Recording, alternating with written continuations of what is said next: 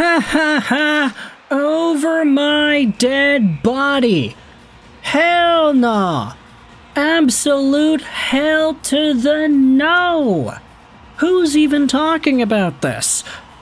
I'll tell you what, it's Bob Stouffer going out there and talking about this, and for what it's worth, it was shot down immediately, but this is what Frank Seravalli said on a recent episode of Oilers Now with Bob Stouffer on Edmonton radio.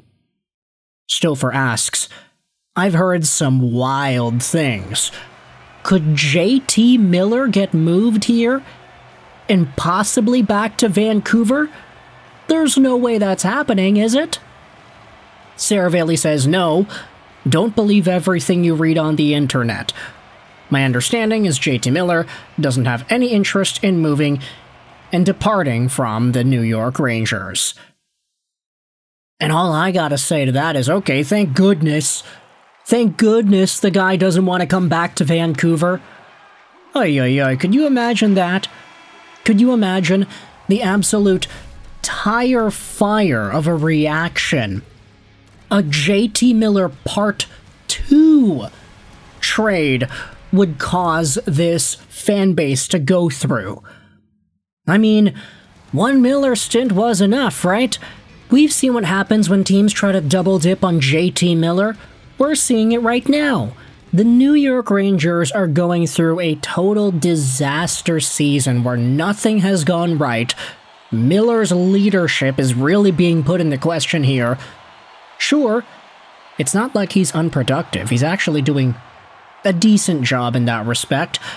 Maybe not the 100-point caliber pace that he was on before, but he's still doing all right point production-wise. But man, there are a number of problems that we have seen Ranger fans continuously bring up when it comes to JT Miller and his on-ice, I was about to say antics, not really antics, his lack of intensity, how often he gives up on plays, all these issues that definitely put into question just how much of a leader and a captain-like material guy this player really is.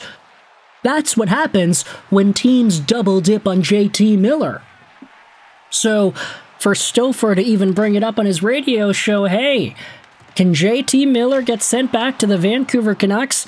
It is absolutely tragic to see that kind of conversation get brought up. Now, credit to Frank, he immediately went out there and shut it down, said a lot of the same things that we have been hearing over here in terms of Vancouver beat reporting and beat reporting of folks in the New York beat as well. Hey, like, Miller likes it in New York. He was always going to stay.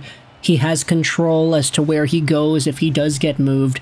And it doesn't seem like, because of his family, because of his comfortability, because of his lifestyle, he does not want to up and away move one more time. He'd prefer to stay with the New York Rangers pretty much until the end of the contract. I mean, he's already in his 30s after all. But just the idea, could you imagine if JT Miller got sent back over to Van? You thought Vancouver fans were rioting back in 2011 and back in 1994? They honestly might riot even harder nowadays. They might burn down Rogers Arena. They might legitimately put somebody in danger if Vancouver finds a way to get JT Miller back into this organization. You know, it'd be funny if you brought him back and you didn't even trade Petey away. You're like, okay, well, let's try to work out Miller Petey one more time, except no more Hughes in the mix. Absolutely not, dude. No reason for that to go down. I also think that Vancouver management bringing up so often that the JT Miller trade almost signified the downfall of this organization. There's a reason why I think this idea is even being brought up, and I think those elements of Canucks management's discourse over the past few months have something to do with that. I don't know where it is that Bob Stouffer heard that JT Miller could get traded back to Vancouver, but because Canucks management had said that the Miller trade was the one-stop shop reason for everything that went wrong with this team, I would understand why those rumors would exist. But it's just not happening.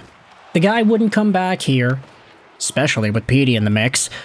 And the Vancouver Canucks, I think they've already decided for themselves that these are not the kinds of guys that they need. They need young dudes, sub-20. Heck, even Elias Pettersson might not even be in the mix anymore as a long-time Vancouver Canuck, depending on if they decide to approach him with a move to Detroit or whatever. And what even is the trade price for a JT Miller nowadays anyway? I mean, the guy's value went from Filipino, a first-round pick, plus Victor Mancini, to whatever it is now. He's lazy, he's getting questioned as a captain. Now, folks might not be interested in paying that much of a price for JT Miller.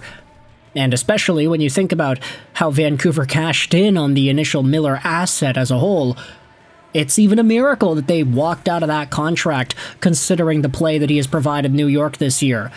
The guy signed on for $8 million a year until 2030. He still has 4 more years after this season at that $8 million AAV. This guy's value must be down in the dumps. Yes, he is on pace for around 50-something points this year. And yes, you can say he has played hurt for most of the year.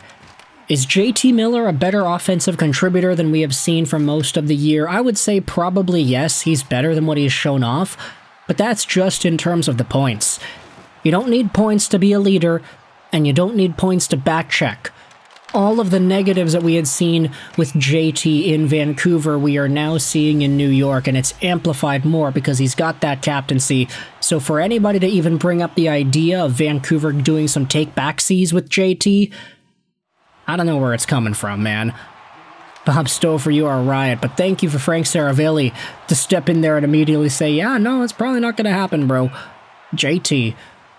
But, yeah, because this was a crazy idea, I thought I'd make a video about it. I needed something to get my mind running while I'm trying to navigate this really bad cold I've gotten.